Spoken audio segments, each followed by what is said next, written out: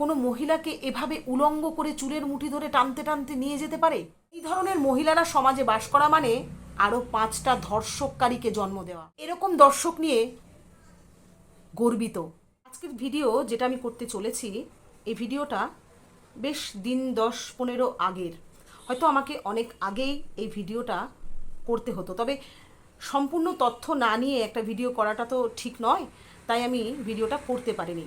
তবে এখন যে ভিডিও আমার হাতে এসেছে, যেটা আপনাদের আমি দেখাবো, সেই ভিডিওটা পুরো পরিষ্কার করে দিয়েছে ঘটনাটা।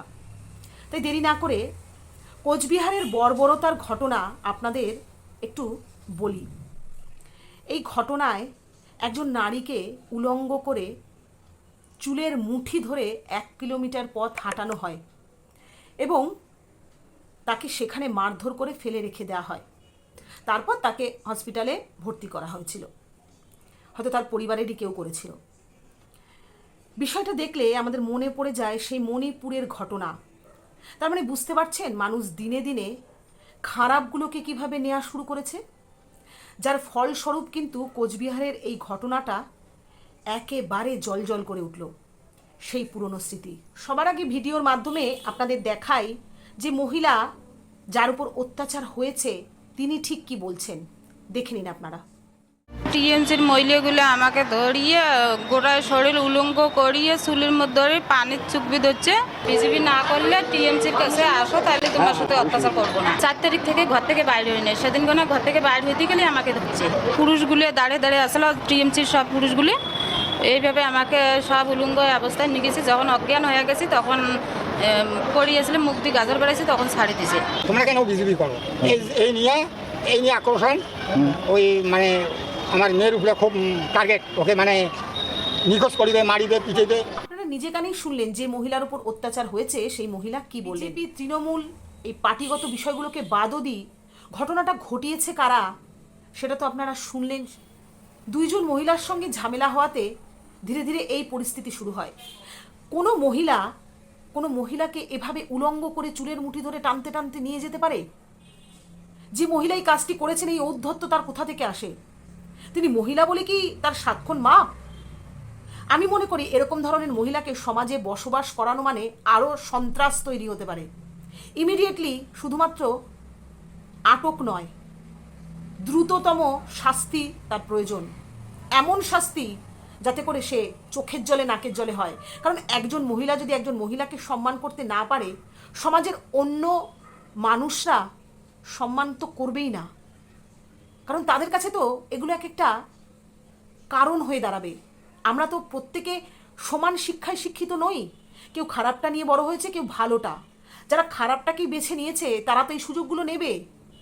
আর এই মহিলারা যারা এই কাজগুলো করেছেন তারা যদি যথাযথ শাস্তি না পায়, তাহলে কিন্তু এই এক শ্রেণীর মানুষ যারা মেয়েদের অসম্মান করেন, মেয়েদের রেপ করেন, মেয়েদেরকে নোংরা চোখে দেখেন, তাদের সংখ্যাটা কিন্তু বেড়ে যাবে। তাই মহিলা বলে মাফ করার কোনো কারণই নেই। অপরাধী হয়, একজন মেয়ে করলেও যায়, একজন ছেলে করলেও তাই। এই ধরনের মহিলারা সমাজে বাস করা মানে আরও 5টা ধর্ষককারীকে জন্ম দেওয়া। কারণ একজন নারীর শরীর থেকেই একজন পুরুষের বা স্ত্রীর জন্ম হয়। রক্ত কিন্তু কথা বলে। এই ধরনের মহিলার শরীর থেকে যে সন্তানরা জন্মগ্রহণ করবে তারা কিন্তু মোটেও ভালো হবে না। আমার কথাটা শুনে হয়তো আপনাদের অনেকের খারাপ লাগতে পারে, কিন্তু এটা বাস্তব কথা। আমরা নিজেরাও বাড়িতে বলা বলি করি যে আম গাছে আম হয়, আর জাম গাছে জাম, আর কচু গাছে কচু। তাই এই ধরনের মহিলাদের আমি একজন মহিলা হয়ে চূড়ান্ত শাস্তির আবেদন জানাই। আশা করি আমার দর্শক বন্ধুরাও একই কথা বলবেন।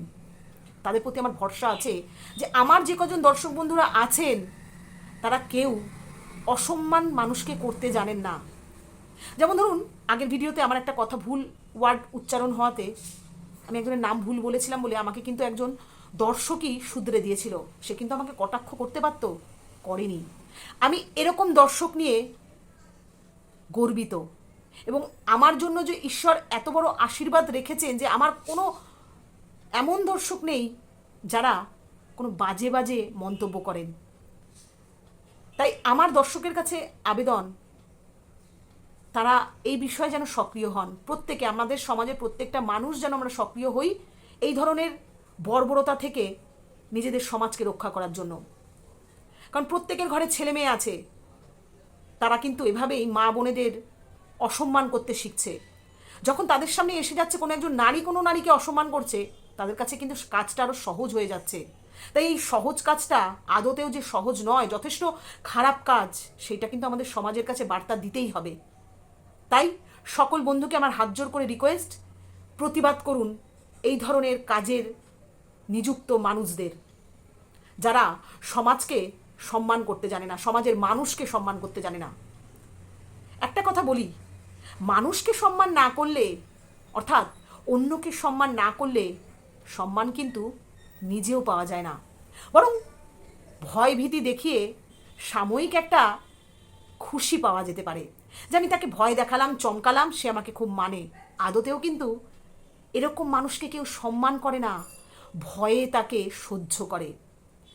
আর এই ভয়গুলোকে আমাদের কাটিয়ে উঠতে হবে সমাজ থেকে।